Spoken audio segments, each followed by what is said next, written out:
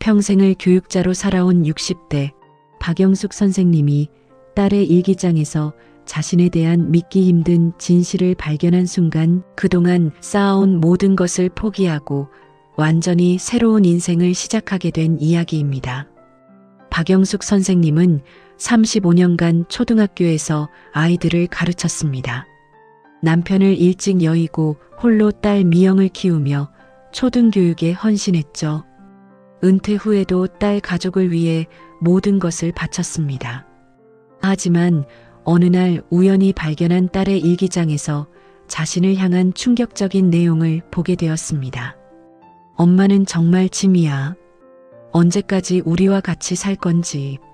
그 순간 박영숙 선생님은 결심했습니다.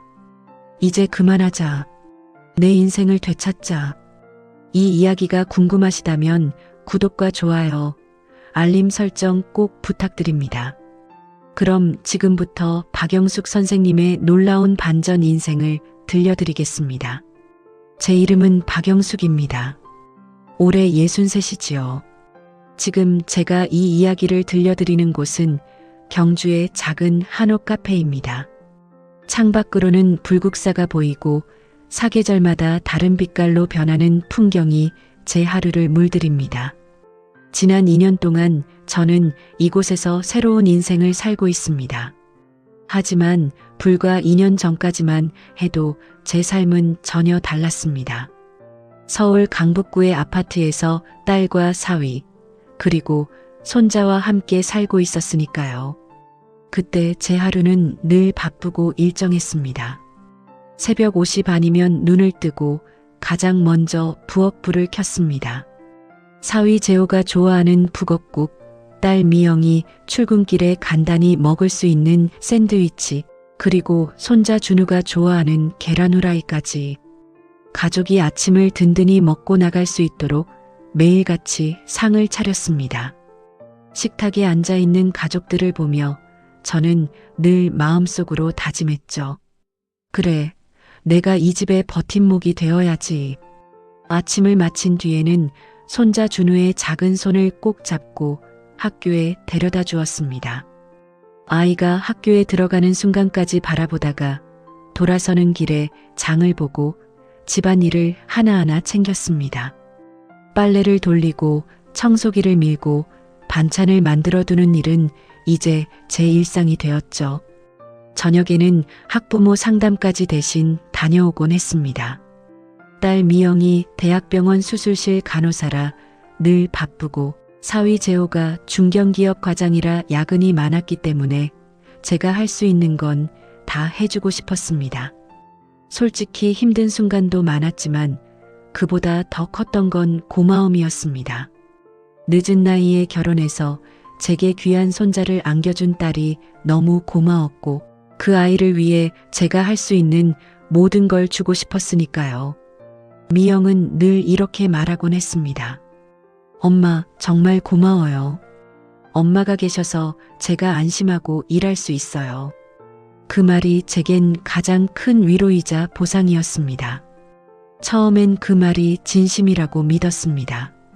제가 손자의 숙제를 도와주거나 아픈 날, 병원에 데려가거나 학부모 모임에 대신 참석해 주었을 때 미영은 고맙다며 제 손을 꼭 잡곤 했거든요. 그때마다 내가 헛살지 않았구나. 교직에서 배운 경험이 이렇게 딸과 손자에게 도움이 되는구나 하고 뿌듯해했습니다. 하지만 시간이 지날수록 그 고마움의 말 속에서 조금씩 미묘한 변화가 느껴지기 시작했습니다. 처음에는 작은 눈빛 하나, 말투 하나였지만 저는 직감할 수 있었습니다. 분명히 뭔가 달라지고 있다는 것을요. 엄마, 준우한테 그런 옛날 교육 방식은 안 돼요. 지금은 창의성이 중요한 시대라고요. 제가 준우에게 구구단을 외우게 하고 있을 때였습니다. 35년간 수백 명의 아이들을 가르쳐온 저에게는 당연한 기초교육이었는데 미영은 이를 옛날 방식이라고 했어요. 엄마, 준우 친구들은 다 영어 유치원 출신이에요. 엄마가 가르치시는 건 너무 뒤떨어져요. 또 다른 날에는 제가 준우와 함께 한글 책을 읽고 있을 때 이런 말을 했습니다. 평생을 교육에 바쳐온 제 자존심이 조금씩 무너지기 시작했어요. 엄마, 준우 학급 단체 채팅방에 너무 자주 말씀하시지 마세요. 다른 엄마들이 부담스러워해요. 학부모 상담에서 준우가 수학을 좀 더 체계적으로 공부하면 좋겠다고 말씀드렸던 것이 문제가 되었나 봅니다. 하지만 그건 35년간의 교육 경험에서 나온 조언이었는데 이런 일들이 반복되면서 저는 점점 위축되기 시작했습니다. 혹시 제가 정말 시대에 뒤떨어진 꼰대가 된 건 아닐까? 젊은 딸에게 부담을 주고 있는 건 아닐까 하는 생각들이 들었거든요. 시간이 지날수록 미영의 태도는 더욱 노골적으로 변했습니다. 제가 아침을 준비하면 엄마 요즘 음식이 너무 짜요.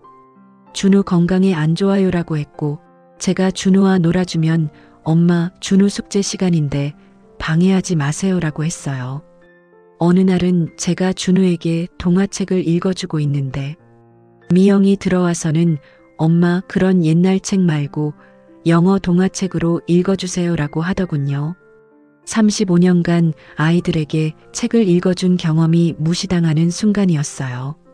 학부모 모임에서도 마찬가지였습니다. 제가 다른 엄마들과 대화를 나누려 하면 미영이 제 팔을 끌며 엄마 집에 가요라고 했어요. 집에 와서는 엄마 다른 엄마들이 부담스러워해요. 너무 많이 말씀하시지 마세요라고 했습니다. 제가 평생 교육자로 살면서 쌓은 경험과 지식이 그저 부담스러운 것이 되어버린 거였어요. 그런 날들이 계속되면서 저는 점점 움츠러들게 되었습니다.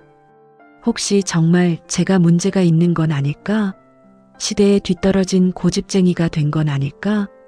이런 의심들이 마음속 깊이 자리 잡기 시작했어요. 재호도 처음에는 저에게 정중했지만 시간이 지나면서 달라졌습니다. 어머니, 요즘 젊은 부모들은 다 다르게 교육해요. 시대가 변했거든요라는 식으로 제 방식을 은근히 무시했어요. 어느 날 저녁 식사 때는 이런 일도 있었습니다. 제가 준우에게 밥 먹을 때는 TV 보면 안 된다고 했더니 재호가 어머니, 요즘은 그렇게 엄격하게 하지 않아요라고 하더군요. 그리고 미영을 쳐다보며 여보, 우리 방식대로 하자고 말하는 거였어요. 그 순간 저는 완전히 소외감을 느꼈습니다. 또 다른 날에는 준우가 감기에 걸려서 제가 생강차를 끓여주려고 했는데 재호가 어머니, 그런 민간요법은 효과가 없어요. 병원에 가는 게 맞죠라고 했습니다. 물론 병원에 가는 것도 좋지만 제가 평생 해온 방식을 그렇게 무시당하니까 마음이 상했어요. 재호는 표면적으로는 예의를 지켰지만 그 말 속에는 제 방식을 낡고 쓸모없는 것으로 여기는 마음이 담겨 있었거든요. 그렇게 조심스럽게 눈치를 보며 지내던 중 결정적인 사건이 일어났습니다. 바로 그 악몽 같은 목요일 저녁이었어요.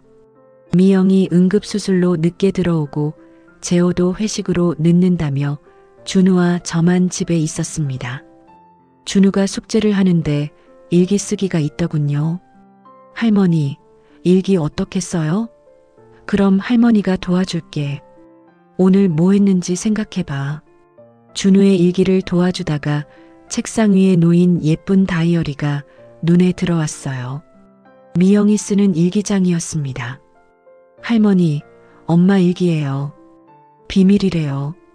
그래, 할머니는 안 볼게. 하지만 바람에 페이지가 넘어가면서 제 이름이 적힌 부분이 보였습니다. 호기심이 아니었어요. 그냥 혹시 제가 딸에게 도움이 되고 있는지 궁금했거든요. 그런데 그 순간 제 세상이 완전히 무너져 내렸습니다. 2023년 3월 15일 엄마가 정말 답답해. 준우 숙제 도와준다고 하는데 옛날 방식으로만 가르치려고 해. 구구단 외우게 하고 받아쓰기 시키고. 지금이 몇 년도인데? 솔직히 엄마는 이제 짐이야.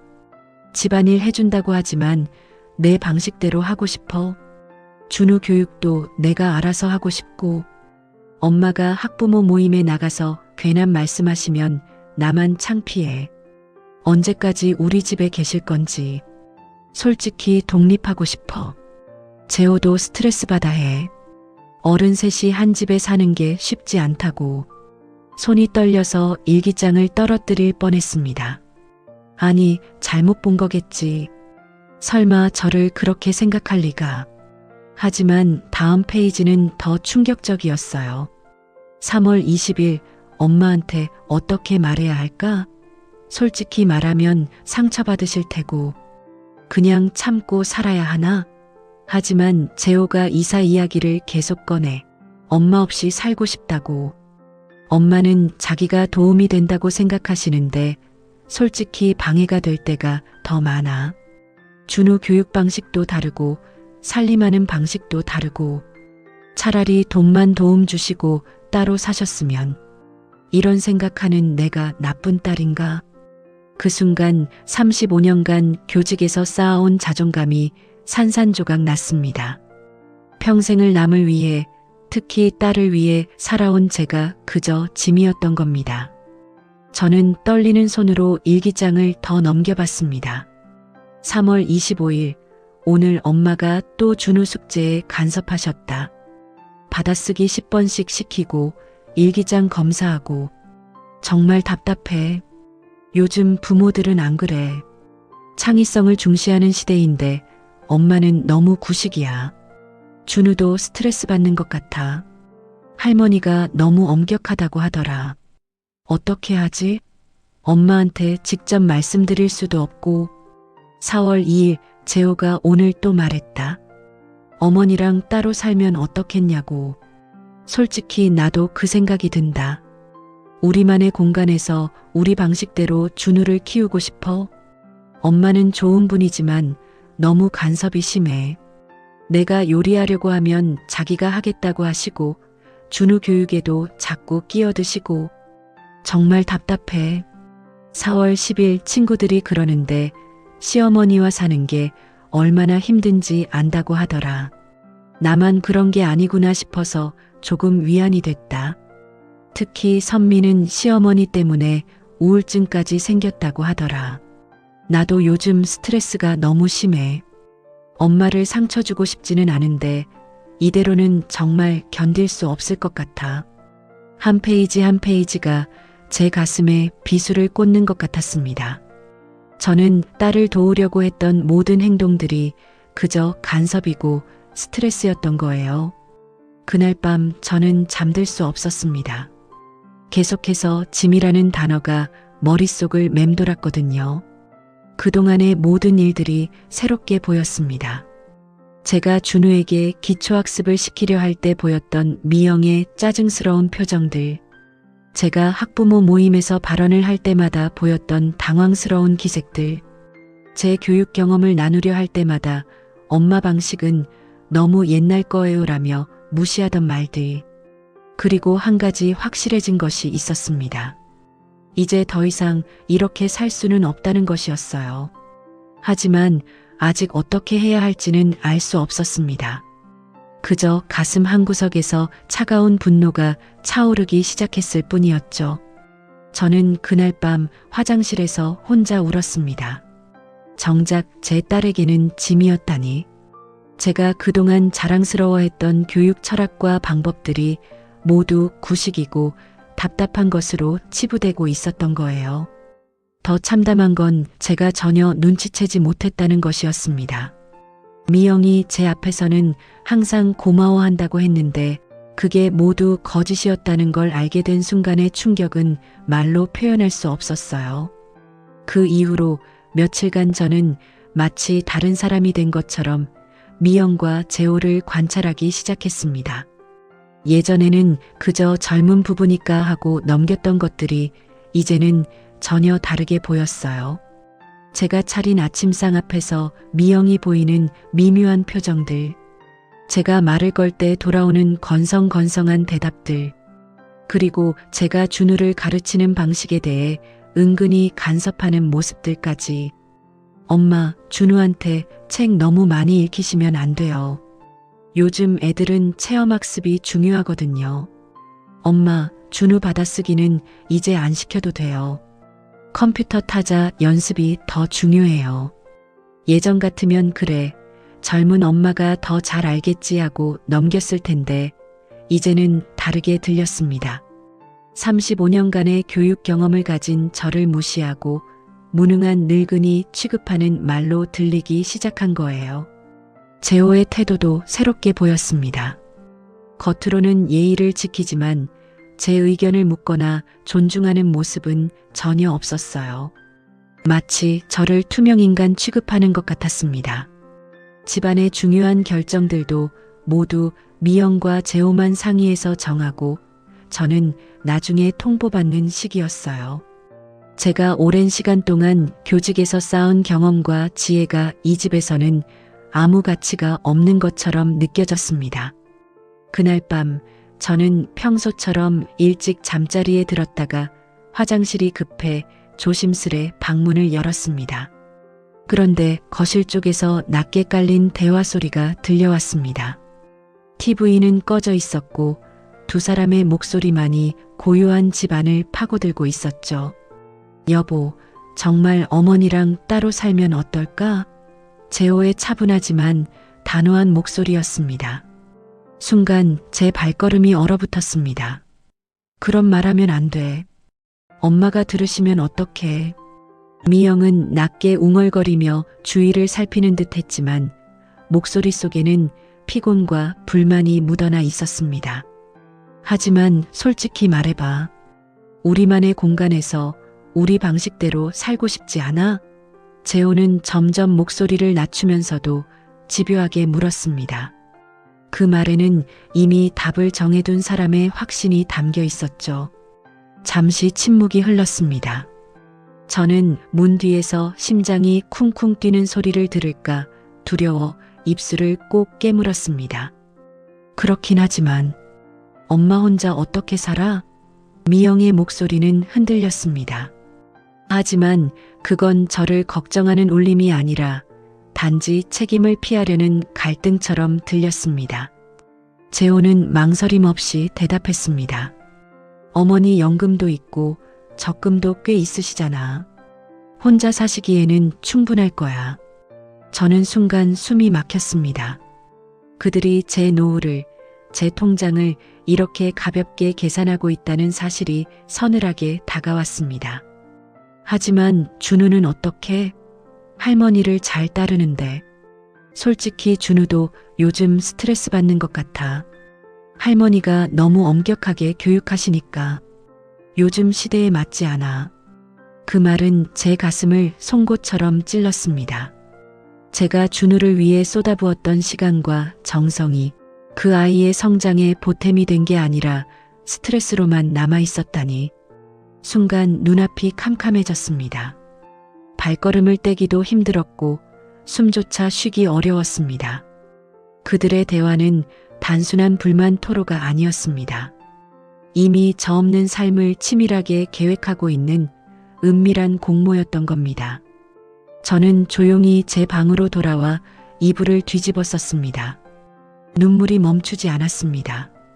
서러운 울음이 목구멍까지 차올랐지만 끝내 소리내 울 수도 없었습니다. 혹여 들킬까 두려웠거든요. 그날 밤 저는 깨달았습니다. 내가 믿고 의지했던 가족들에게조차 나는 그저 짐이 되어버렸다는 것을. 그리고 며칠 후 제 인생의 방향을 완전히 바꾸게 만든 결정적인 순간이 찾아왔습니다. 그날은 토요일이었습니다. 아침부터 집은 유난히 조용했지요. 사위 재호는 회사 동기들과 골프 약속이 있다며 골프백을 들고 서둘러 나갔습니다. 어머니, 오늘 저녁 늦을 것 같습니다. 예의 바른 말투였지만 마음은 이미 딴 데 가 있는 듯 했지요. 딸 미영도 병원 당직이 걸려 출근해야 했습니다. 엄마, 준우 좀 부탁드려요. 짧은 말만 남기고 급히 현관문을 닫고 나갔습니다. 남은 건 저와 손자 단둘뿐이었습니다. 할머니, 배고파요. 준우가 동그란 눈으로 배를 쓰다듬으며 말했을 때 저는 피식 웃음이 났습니다.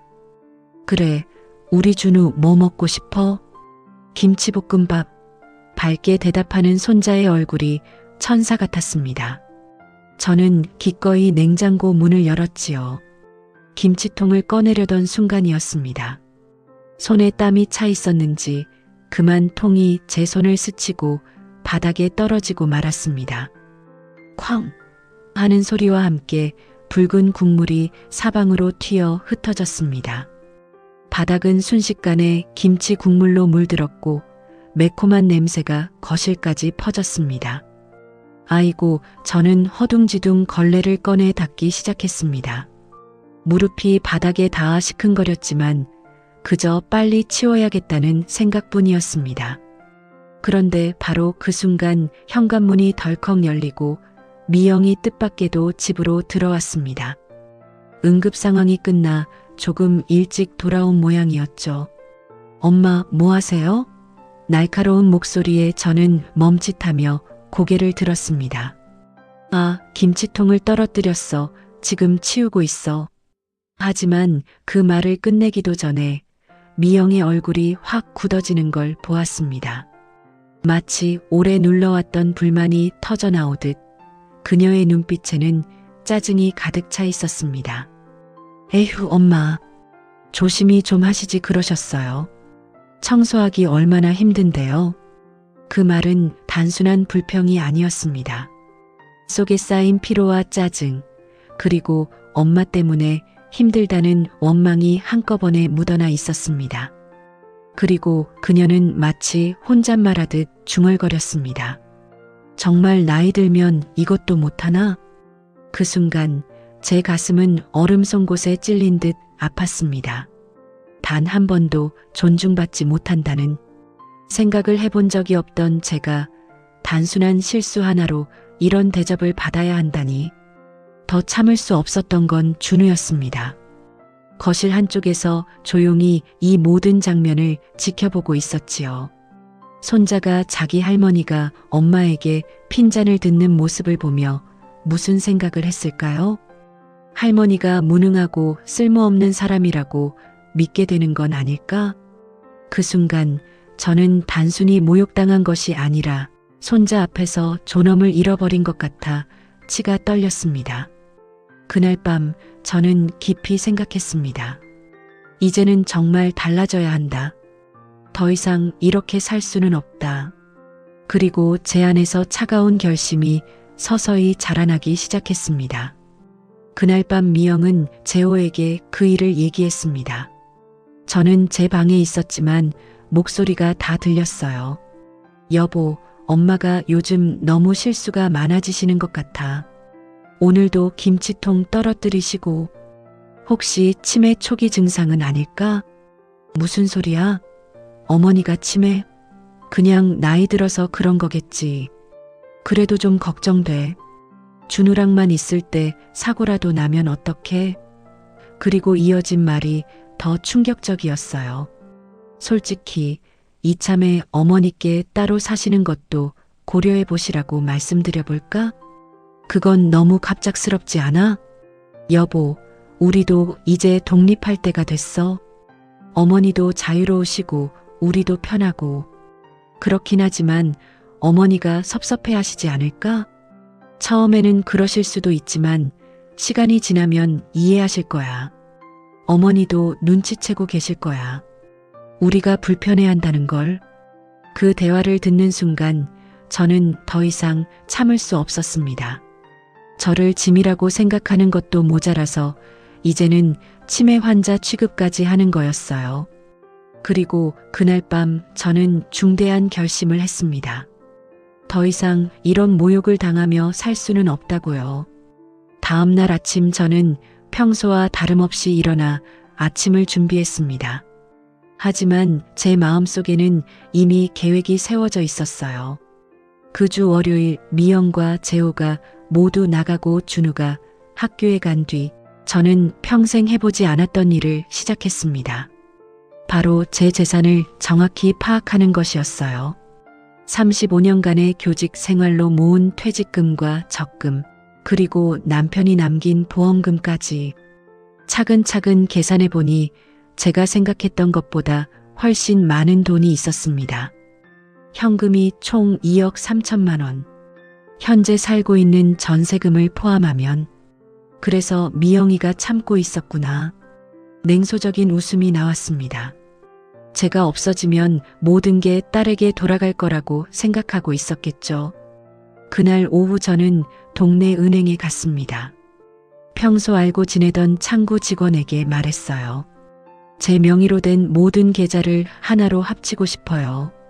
그리고 누구도 함부로 건드릴 수 없게 보안을 강화해 주세요. 선생님, 혹시 무슨 일이라도 있으신가요? 아니에요. 그냥 정리하고 싶어서요. 사실 저에게는 더 큰 계획이 있었습니다. 미영과 재호가 절대 예상하지 못할 계획 말이에요. 그 다음 날에는 부동산에 갔습니다. 전세로 살던 아파트였지만 저에게는 다른 계획이 있었거든요. 사장님, 경주 쪽에 작은 상가나 주택 있으면 소개해 주세요. 경주요? 갑자기 왜요? 은퇴 후에 조용한 곳에서 살고 싶어서요. 사실 경주를 선택한 데는 특별한 이유가 있었어요. 교사 시절 수학여행으로 여러 번 갔던 곳이라 친숙했고 무엇보다 서울에서 충분히 멀면서도 문화적 환경이 좋은 곳이었거든요. 일주일 후 부동산 사장님이 연락을 주셨어요. 선생님, 경주 시내에 작은 한옥이 나왔는데 어떠세요? 카페로 운영하던 곳인데 주거용으로도 쓸 수 있어요. 가격은 어떻게 돼요? 2억이 좀 넘는 가격인데 선생님 예산에 맞을 것 같은데요. 바로 그 주 주말에 경주로 내려가 직접 봤습니다.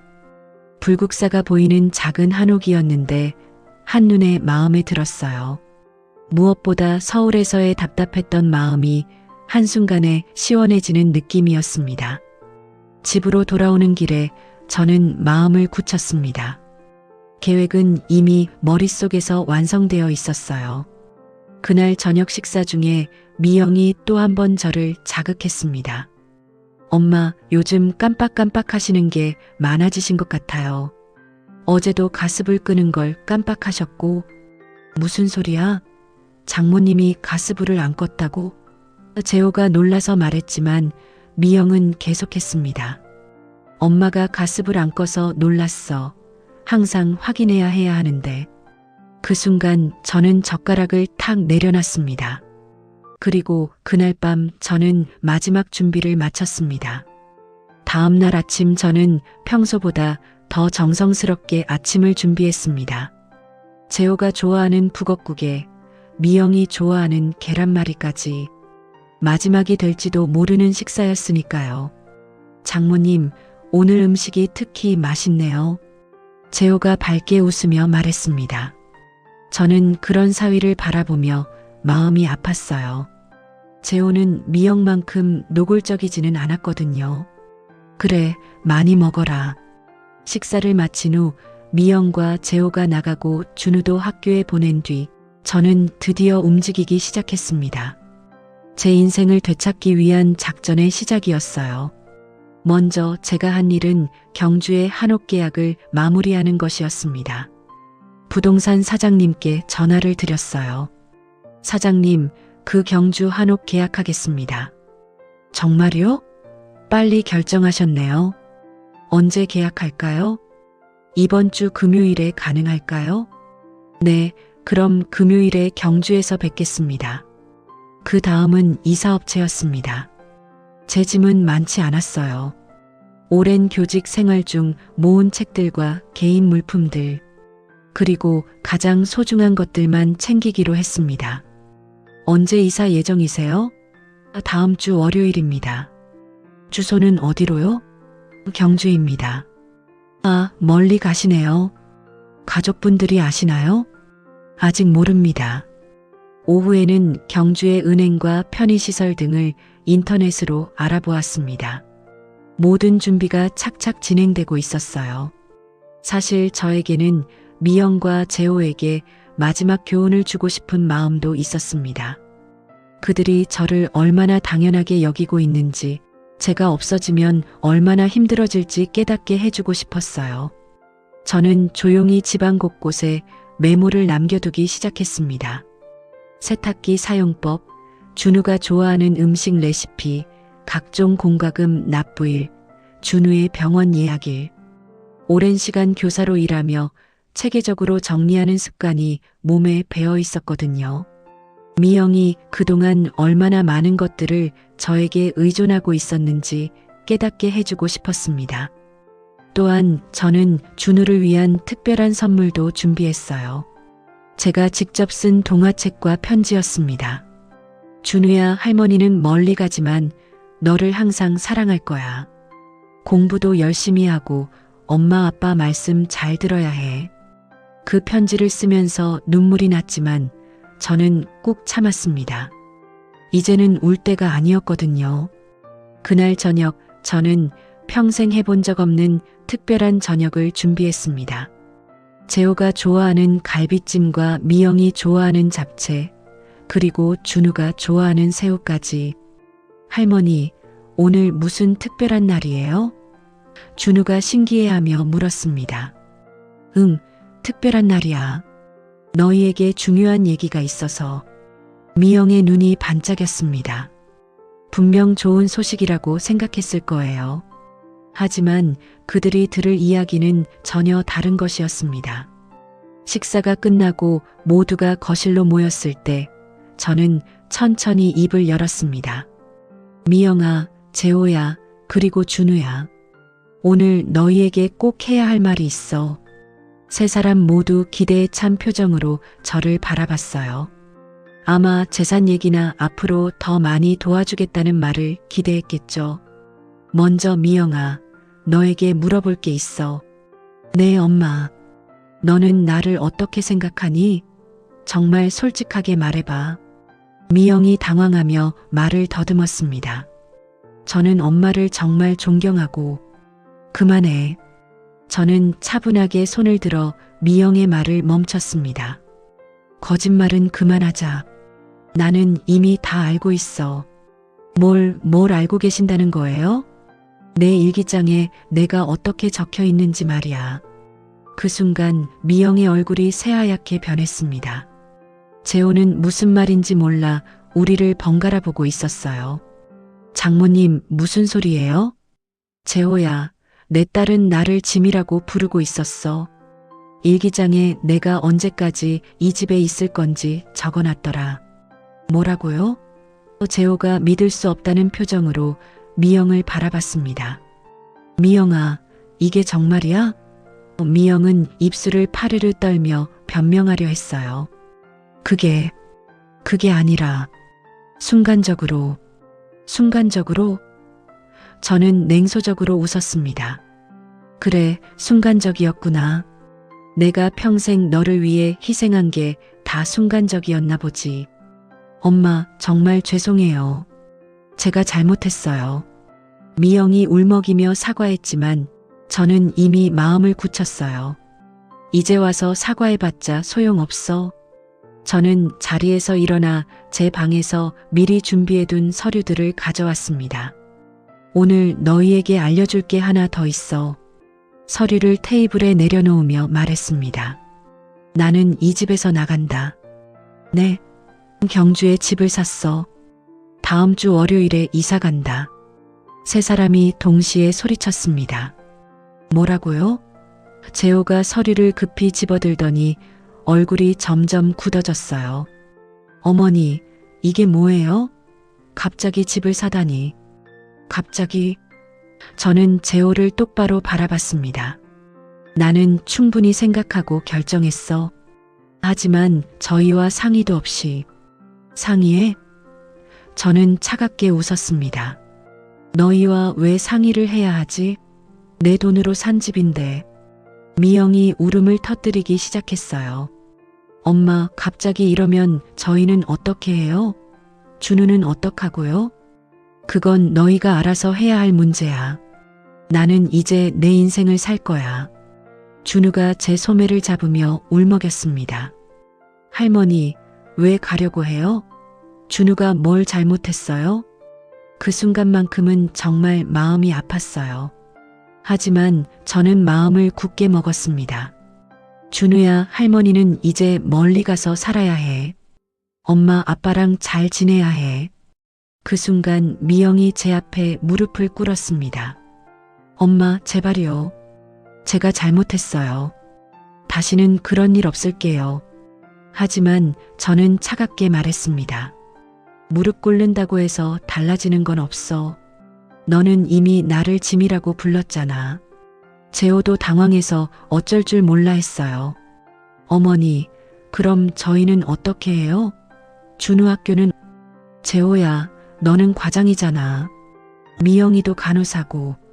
둘이 벌면 충분히 살 수 있을 거야. 이 집 전세금도 내 돈이잖니? 내일 이 집 계약하러 올 거야. 그럼 우린 어떡해요? 갑자기 그 많은 전세금을 어떻게 구해요? 그건 내가 알 바 아니야. 저는 마지막으로 가장 중요한 말을 했습니다. 그리고 앞으로 나는 너희와 연락하지 않을 거야. 내 새 주소도 알려주지 않을 거고. 엄마, 나는 63년 동안 남을 위해 살았어. 이제 남은 시간만큼은 나를 위해 살 거야. 엄마, 그러면 전세금이라도 보태주셔야죠? 미영이 절망적인 목소리로 물었습니다. 그것도 내가 해결해 줄 문제가 아니야. 너희가 알아서 해야지. 저는 또 다른 서류를 꺼냈습니다. 이건 은행 계좌 해지 확인서야.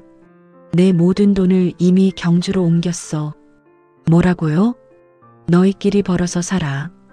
그동안 내 돈으로 편하게 살았으니까 이제는 너희가 책임져야지. 미영이 완전히 패닉 상태가 되었습니다. 엄마, 저 정말 잘못했어요. 제발 한 번만 용서해 주세요. 그날 밤 집안은 아수라장이 되었습니다. 하지만 저는 더 이상 흔들리지 않았어요. 제 새로운 인생이 시작되는 거였으니까요. 그 다음 며칠은 정말 지옥 같았습니다. 하지만 지옥을 경험하는 건 제가 아니라 그들이었어요. 미영은 매일 제 앞에서 무릎을 꿇고 울며 빌었습니다. 엄마, 제발요. 제가 정말 잘못했어요. 앞으로 효도할게요. 하지만 저는 마음을 바꾸지 않았어요. 미영아, 이미 늦었어. 너는 나를 짐이라고 불렀잖아. 재호도 회사에서 일찍 들어와 저를 설득하려 했습니다. 어머니, 저희가 잘못했어요. 하지만 준우 생각해서라도. 준우는 너희가 알아서 키워야지. 나는 이제 할머니 역할도 그만둘 거야. 그들이 가장 당황한 건 제가 은행에서 모든 돈을 빼서 다른 은행으로 송금한 걸 알았을 때였어요. 엄마, 통장이 다 비어 있어요. 당연하지. 내 돈인데 내가 가져간 거야. 그럼 저희는 정말 어떻게 살아요? 너희끼리 알아서 해. 재호가 절망적인 표정으로 물었습니다. 어머니, 정말 한 푼도 안 도와주실 거예요? 응, 한 푼도. 그 순간 미영이 본색을 드러냈어요. 이게 뭐예요? 지금까지 엄마 모시고 산 게 아무것도 아니라는 거예요? 모셨다고? 저는 차가운 웃음을 지었습니다. 너는 나를 모신 게 아니라 내 돈을 바라본 거잖아. 그게 아니에요. 그럼 뭐야? 나를 짐이라고 부르면서 모셨다는 거야? 미영이 할 말이 없어 입을 다물었어요. 재호는 마지막으로 감정에 호소해 봤습니다. 어머니, 그래도 저희는 가족이잖아요. 혈육이잖아요. 가족? 저는 재호를 쳐다봤습니다. 가족이면 왜 내 딸이 나를 그렇게 생각하는 걸 몰랐니? 아니면 알고도 모른 척 했니? 저는 정말 몰랐어요. 그럼 더 한심해. 집안에서 내 딸이 친정 어머니를 어떻게 대하는지도 모르고 살았다는 거잖아. 그날 저녁 재호와 미영은 심각한 대화를 나눴습니다. 저는 제 방에 있었지만 다 들렸어요. 미영아, 정말 어머니를 그렇게 생각했어? 집에서 친구들이 다 그렇다고 했어. 시어머니 모시는 게 얼마나 스트레스인지. 친구들이 그렇다고 했다고? 그럼 너는 주체성이 없어? 그게 아니라 정말 스트레스가 너무 심해서. 스트레스? 장모님이 뭘 잘못했다고? 맨날 간섭하고 옛날 방식으로 준우 가르치려 하고. 그게 간섭이야, 도움이야? 어머니가 집안일 다 해주고 준우까지 봐주셨는데. 드디어 재호도 상황의 심각성을 깨닫기 시작한 것 같았어요. 미영아, 너 때문에 우리 가족이 망했어. 나 때문에? 당신도 어머니 돈 생각 안 했어? 솔직히 말해봐. 그건 그렇긴 하지만. 봐, 당신도 마찬가지잖아. 결국 그들은 서로를 탓하며 싸우기 시작했습니다. 그 모습을 보면서 저는 확신했어요. 제가 내린 결정이 옳다는 걸 말이에요. 저는 예정대로 경주로 떠났습니다. 떠나는 날 아침 준우가 울면서 매달렸습니다. 할머니, 어디 가요? 저도 데려가 주세요. 그 순간만큼은 정말 마음이 아팠어요. 하지만 저는 마음을 굳게 먹었습니다. 준우야, 할머니는 이제 멀리 가야 해. 엄마, 아빠랑 잘 지내야 해. 싫어요. 할머니랑 같이 있을래요. 준우를 떼어내는 재호의 얼굴에는 절망이 가득했어요. 어머니, 정말 가시는 거예요? 그래. 저는 뒤돌아보지 않고 짐을 싸서 나왔습니다. 제 새로운 인생이 시작되는 순간이었어요. 경주의 작은 한옥에 도착한 첫날 밤, 저는 불국사를 바라보며 울었습니다. 하지만 그건 후회의 눈물이 아니었어요. 해방감에서 나온 눈물이었습니다. 오랜 시간 교직에 있으면서도 항상 누군가를 위해 살아야 했던 제가 처음으로 저만의 공간, 저만의 시간을 갖게 된 거였거든요. 첫 주는 집을 정리하는데 시간을 보냈습니다. 서울에서 가져온 책들을 정리하고 작은 마당에 화분을 놓고 제가 좋아하는 차를 우려 마시며 천천히 주변을 둘러봤어요. 이웃 할머니들이 하나둘 인사를 건네주시더군요. 새로 오셨네요? 서울에서 오셨다며? 네, 은퇴 후에 조용한 곳에서 살고 싶어서요. 아드님이나 따님은 서울에 계시고요? 네, 각자 바쁘게 살고 있어요. 거짓말은 아니었어요. 정말 각자 바쁘게 살고 있을 테니까요. 그동안 서울에서는 난리가 났습니다. 제 동생을 통해 들은 이야기예요. 미영과 재호는 당장 갈 곳이 없어서 급하게 좁은 원룸에 세 식구가 지내게 되었고 매일 싸움이 끊이지 않았대요. 어머니를 찾아야 해. 빌어서라도 다시 모셔와야 해. 미영이 매일 이렇게 떼를 썼지만 제가 어디 있는지 아무도 몰랐거든요. 제 번호도 바꿨고 주소도 알려주지 않았으니까요. 며칠 후 재호가 제 동생에게 전화를 걸었습니다. 이모, 정말 어머니 연락처 모르세요?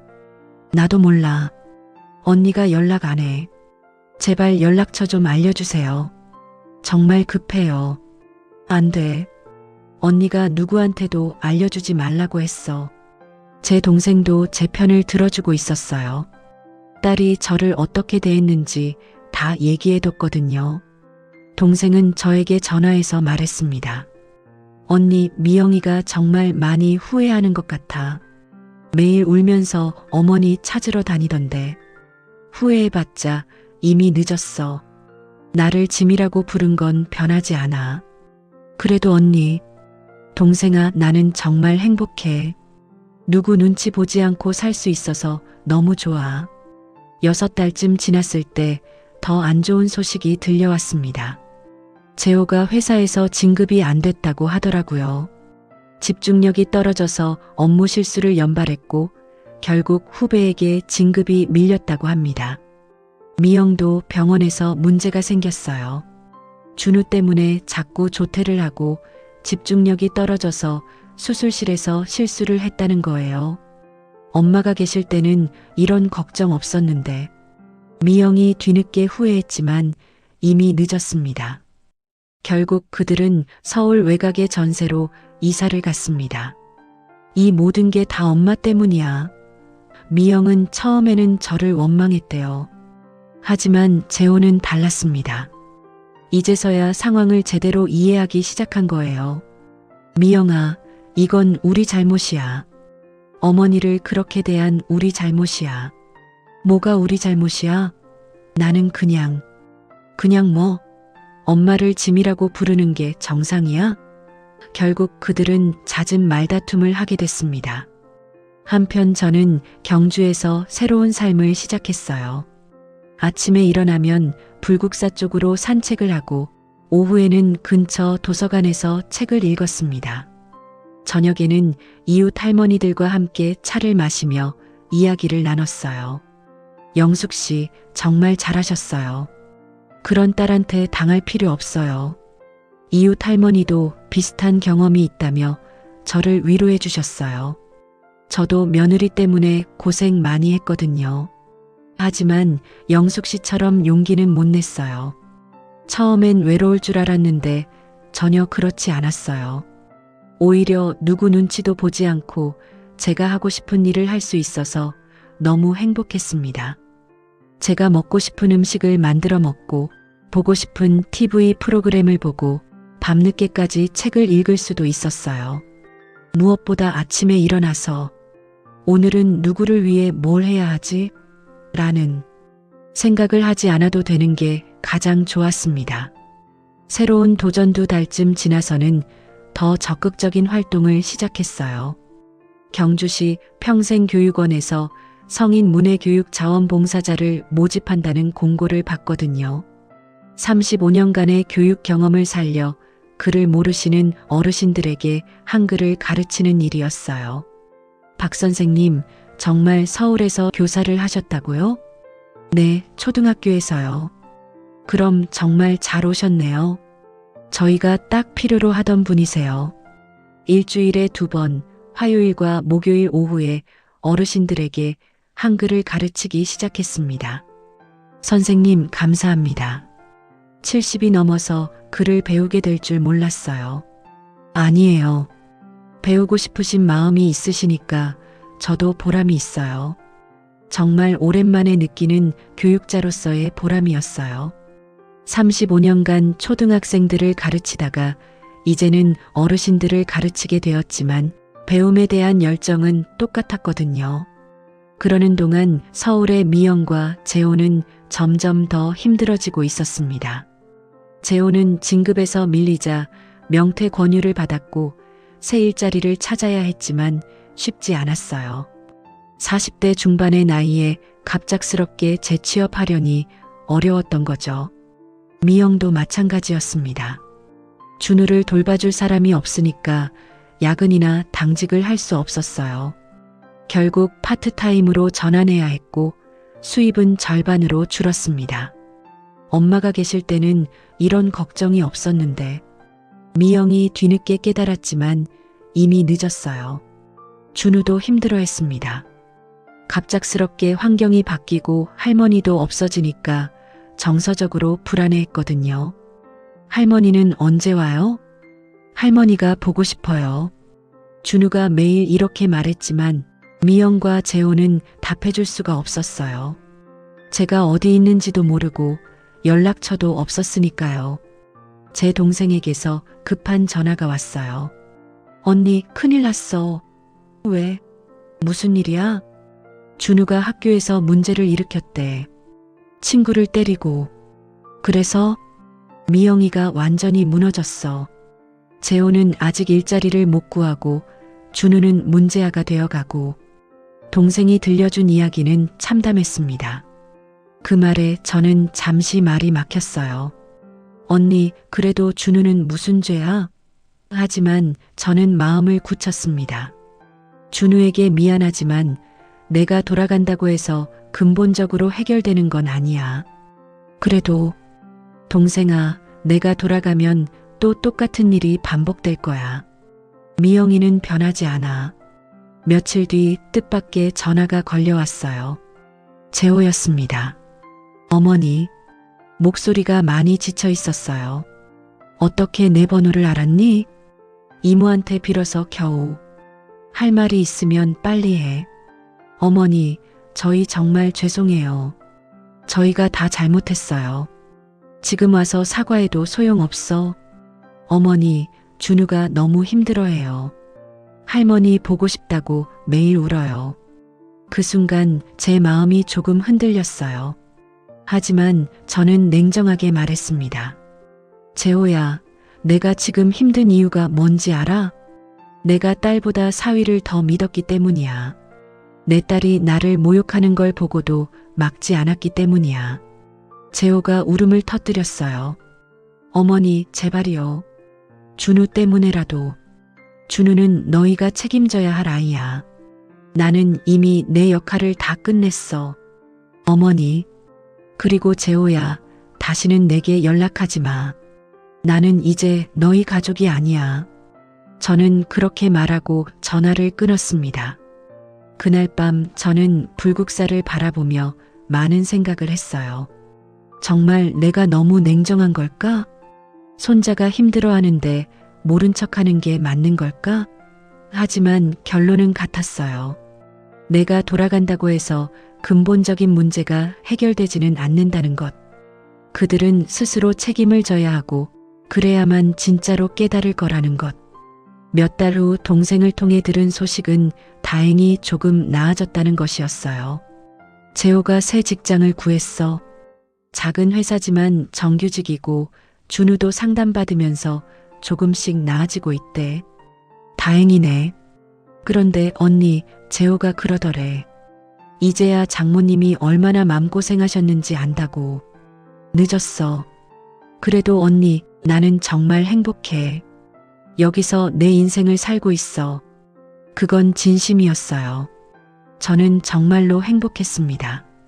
그로부터 1년이 더 지났습니다. 저는 여전히 경주에서 행복하게 살고 있어요.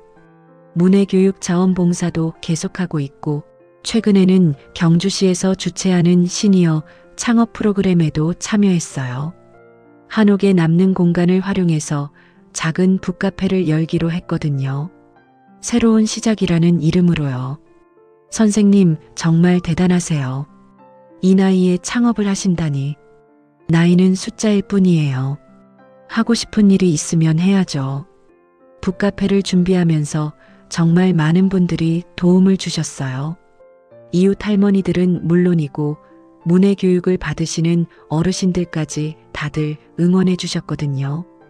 영숙 선생님, 북카페, 우리가 단골이 될게요. 개업한 지 한 달 만에 경주 지역 신문에도 소개됐어요.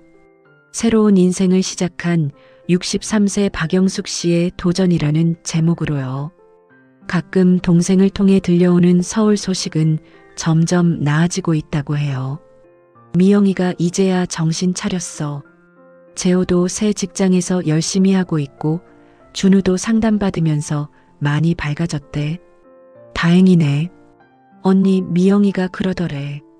이제야 엄마가 얼마나 대단한 분이었는지 안다고. 그래, 늦게나마 깨달았네. 그리고 준우가 할머니 그림을 그렸다는데 예쁜 카페에서 웃고 있는 할머니를 그렸대. 그 말을 들었을 때는 잠시 마음이 뭉클했어요.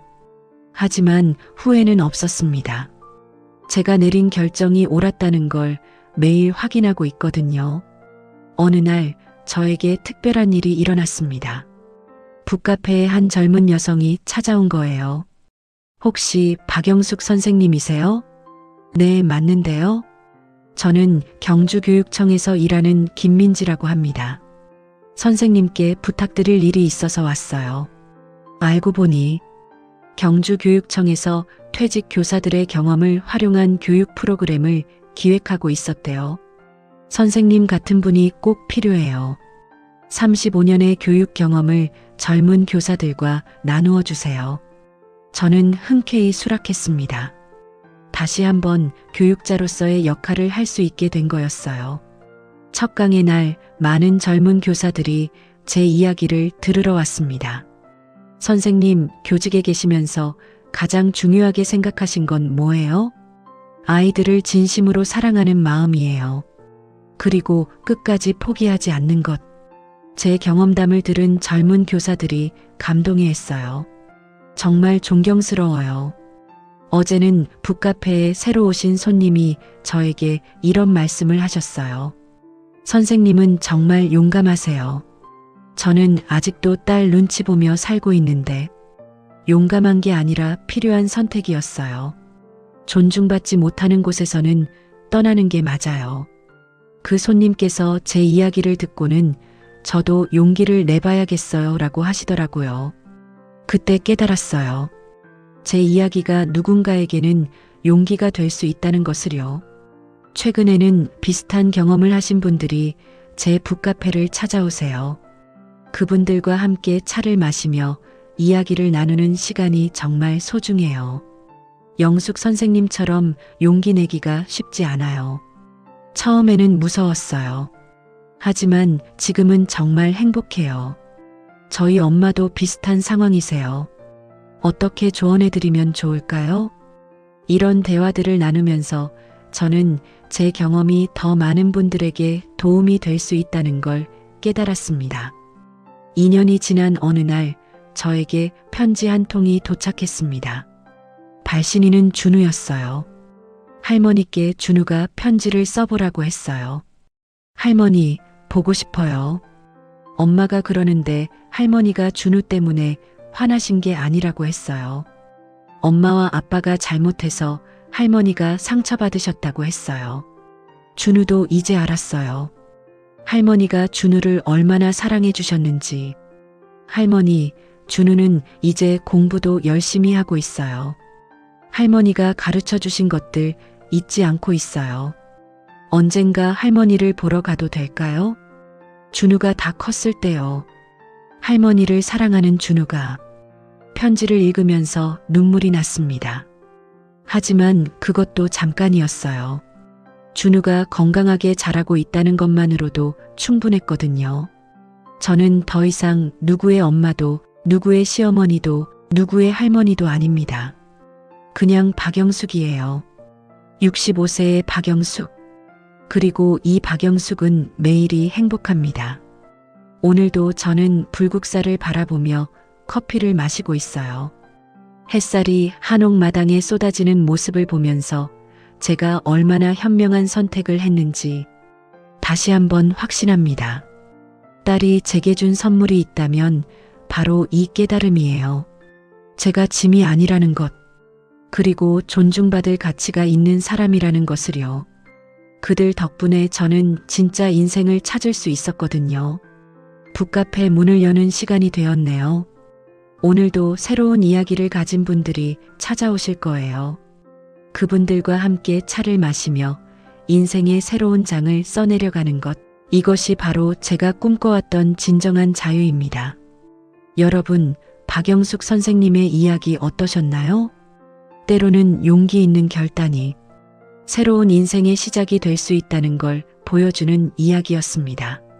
나이가 들었다고 해서 가족이라는 이유로 모든 걸 참고 살 필요는 없다는 메시지를 전하고 싶었어요. 누구든 존중받으며 살 권리가 있습니다. 그것이 63세든 73세든 상관없어요. 조금이라도 이 이야기가 여러분에게 용기나 위로가 되었다면 좋겠습니다.